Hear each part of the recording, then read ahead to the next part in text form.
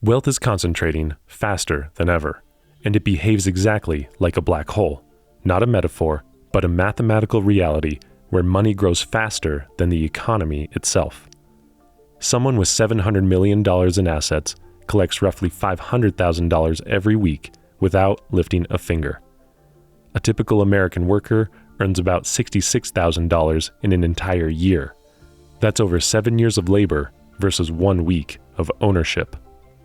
When wealth compounds at 7% inside an economy growing at 2%, the math is inescapable.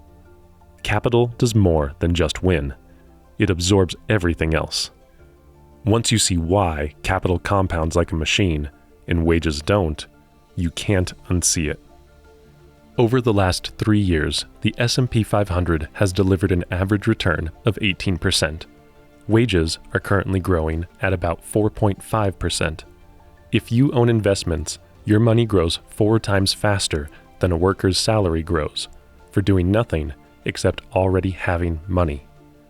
This gap isn't new, but understanding why it exists reveals something most people never learn in school. Wages grow linearly. You work more hours, you get paid more.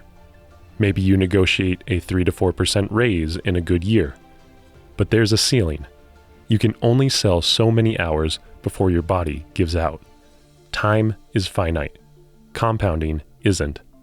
Capital grows exponentially. Returns stack on returns.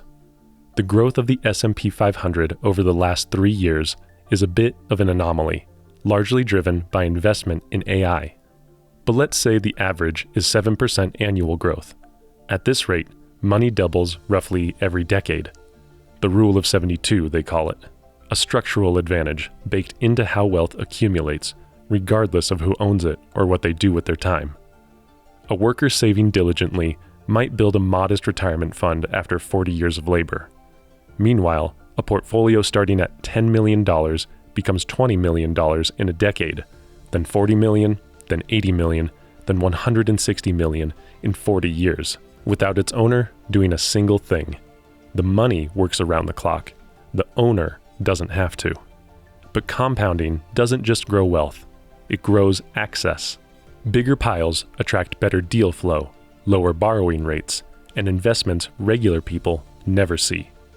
The ultra-wealthy borrow cheap and watch their assets outpace the interest. They're literally paid to hold wealth. According to the Institute for Policy Studies, the top 1% share of U.S. wealth rose from 23% in 1989 to nearly 31% by 2024. But the bottom 50% saw their share shrink from 3.4% to just 2.5%. 35 years of productivity gains, and half the country ended up with less of the pie than when they started. Working people are competing against the mathematical force of compounding, transferring wealth to the rich while they sleep. The direction is clear, but the speed of this transfer is shaped by something else entirely, a tax system engineered to accelerate the whole process. Work gets taxed on contact. Your paycheck gets hit before you see it. Federal withholding, state taxes, Social Security, Medicare. The top rate on ordinary income sits at 37%. Wealth plays by different rules. Long-term capital gains top out around 20%. Nearly half the rate applied to wages. Work twice as hard, pay almost twice the tax. Own assets instead, and the code treats you like a favored child. But the rate difference isn't even the real advantage. The real advantage is something called deferral. If you never sell an asset, you never trigger capital gains tax. If your stock goes from $10 to $100, you're richer on paper, but you owe nothing. The gain exists. The tax bill doesn't. That gap between paper wealth and taxable income is where fortunes get built. According to Tax Policy Center estimates, unrealized capital gains in America total roughly $50 trillion. $50 trillion of wealth appreciating, sitting in a massive legal tax-deferred reservoir, growing larger every year while the IRS waits for a sale that may or may not come.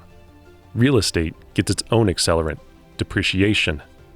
Property investors deduct the theoretical decline in building value as a paper expense, even while the property's market price climbs. Show losses on your taxes while your net worth increases. Legal, common, designed that way. The code whispers to asset owners, hold, don't sell. Selling triggers taxes. Holding triggers compounding. The incentives never stop. Wage earners can't play this game. You can't defer your salary until death. Payroll systems make sure of that. Every 2 weeks, the government takes its cut before your direct deposit clears. These rules persist because the people who benefit most from them also have the greatest influence over how they're maintained. But there's an operational playbook that turns these tax advantages into something even more powerful, a 3-step sequence for building generational wealth almost entirely untaxed. Buy, borrow, die. That's the name tax scholars give it.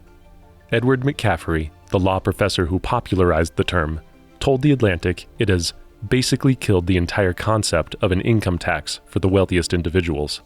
3 steps, exposed in plain sight, exposed and completely legal. Step 1. Buy. You acquire assets that appreciate: stocks, real estate, private companies, art. The goal isn't income. Income gets taxed. The goal is accumulating value that compounds year after year without ever triggering a tax event. You hold, you wait, your net worth climbs while your tax bill stays flat. Step 2. Borrow. Instead of selling assets and paying capital gains tax, you pledge them as collateral for loans. Banks love this arrangement. They know their money is safe because it's secured against your asset. The collateral is liquid, appreciating, held by borrowers with pristine credit. Lending rates run as low as 2 to 3% for the ultra-wealthy. The math creates a trap door that only opens one way. Assets grow at 8% annually. You borrow at 3%. That's 5% profit on money you never paid taxes on. Selling would cost you 20% in capital gains, plus all future compounding. Borrowing costs a fraction of that. And crucially, loans aren't income, so they're not taxed. This is how billionaires fund mansions, yachts, and political campaigns while reporting almost nothing to the IRS. Step 3. Die. Under IRC Section 1014, something remarkable happens when assets pass to heirs. The cost basis resets to market value at death. Decades of appreciation, gains that were never taxed during the owner's lifetime, vanish from the tax ledger entirely. Let me explain that more clearly. Let's say you buy shares worth $1 million. You never sell the shares. That would mean paying taxes. And over the years, these shares rise to $10 million. Then you die, and the shares get passed to your children. When that happens, the taxable basis gets reset. No tax to pay. Your children could sell those shares if they wanted without triggering a tax bill. Tax professionals call stepped-up basis the angel of death provision. Dying becomes the single most effective tax strategy available. Tax economist Daniel Reck calls it the most important tax avoidance strategy today. Not a quirky loophole, the dominant mechanism for preserving dynastic wealth. Appreciation compounds. Borrowing funds the lifestyle. Death erases the bill. The pipeline stays intact across generations, draining value from the tax base while everyone else picks up the tab. But the wealth pipeline doesn't just enrich the top. It actively prices out everyone trying to climb. Housing is the clearest battleground. In Miami, for example, median home prices now sit around 7 times median household income, a ratio considered dangerously high before the 2008 crash, by the way. That ratio is the new normal for dozens of American metros. If you already own a home, asset inflation builds your net worth around the clock.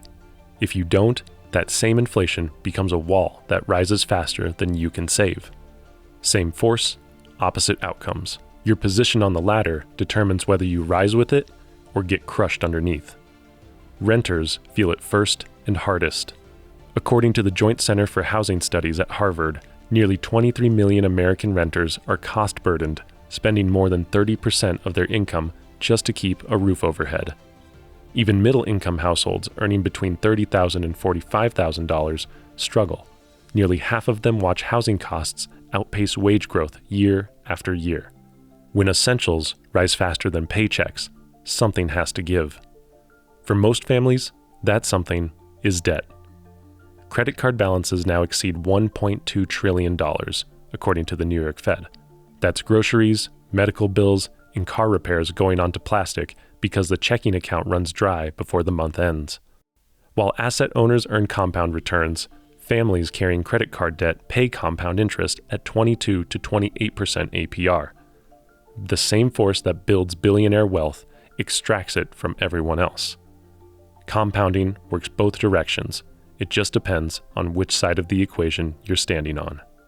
The system splits Americans into two categories: those who collect fees and those who pay them. Owners collect rent, dividends, and interest. Workers pay rent, interest, and penalties. Same pipes, wealth flowing in opposite directions. People blame themselves for falling behind, but this is how the system is structured. The question is, can anything slow it down? It's not the same everywhere. A few countries suggest it's possible. If wealth concentration is just human nature, why do some rich capitalist nations look nothing like the United States? The U.S. Gini coefficient, the standard measure of income inequality, sits around 0.39. Sweden, Norway, and Denmark consistently land between 0.25 and 0.28. Same market economies, same profit motives, same human beings chasing success, radically different outcomes. Norway has billionaires. Denmark has shipping magnates worth tens of billions. The difference isn't that wealth doesn't exist. The difference is simpler. The floor is higher, and the distance between floors isn't a canyon. In these countries, broader social insurance means losing a job doesn't mean losing healthcare or facing bankruptcy. Progressive taxes mean free universal services like education, childcare, elder care, things that cost American families hundreds of thousands over a lifetime. These systems reduce the penalty for being born without assets. They don't eliminate wealth, they just make the absence of it less catastrophic. But capital is mobile, and wealth responds fast when tax pressure rises. Norway learned this publicly in 2022 when the government raised its wealth tax to 1.1%. What happened next made international headlines. The Guardian documented that more than 30 wealthy residents, billionaires and multimillionaires, relocated to Switzerland and other low-tax jurisdictions. This creates the central dilemma for any country trying to slow the transfer. Wealth taxes can work, but only with enforcement mechanisms, realistic valuation rules, and international coordination.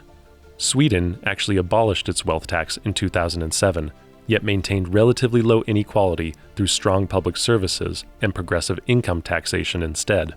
Multiple paths exist. The contrast proves the core point. These outcomes are policy choices, not inevitable physics. The rules can be rewritten. But in the United States, the choices being made are accelerating concentration. The rich are getting richer, and the poor are getting poorer. The scariest part isn't that wealth grows during good times. It's that the concentration accelerates fastest during chaos, exactly when regular people are least able to protect themselves. Economists call it crisis asymmetry. When markets crash, layoffs hit immediately. Small businesses shutter within weeks. Families burn through savings just to survive. But asset owners can wait. They buy distressed properties at fire sale prices. They scoop up beaten down stocks. Then they sit back for the inevitable rebound. COVID proved the pattern in real time. While 22 million Americans filed for unemployment in a single month, a parallel story unfolded in the background. According to the Institute for Policy Studies, using Forbes data, U.S. billionaire wealth surged roughly 70% between March 2020 and October 2021, from $2.95 trillion to over $5 trillion. That's $2 trillion transferred upward in 19 months. Families fought over $1,400 stimulus checks. Meanwhile, a wealth explosion happened that most people never even noticed. One crisis, two Americas. The feedback loops lock these gains in permanently. Concentrated wealth funds lobbying operations that protect favorable tax treatment. It finances think tanks that shape economic narratives. It flows into campaign contributions that ensure sympathetic legislators keep the architecture intact. The winners write the rules create more winners. Repeat. When ownership can defer taxes indefinitely through borrowing, and when every crisis pumps asset values back through Fed intervention, the system becomes a ratchet. Gains get captured at the top, losses get spread across everyone else's tax bill. The upside stays private. The downside gets socialized. But the mechanics are visible to anyone paying attention. The trajectory is mathematical, and the people with the most to gain have the most influence over the rules.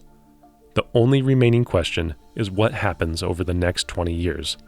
What happens when wealth inequality gets more extreme?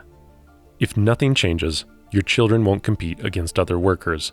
They'll compete against inherited portfolios that compound around the clock, preloaded with tax advantages most families will never access. The game gets harder with each generation. As the wealthy get more wealth, they buy more of the assets. As the poor get poorer, they take on more debt. They can afford less assets.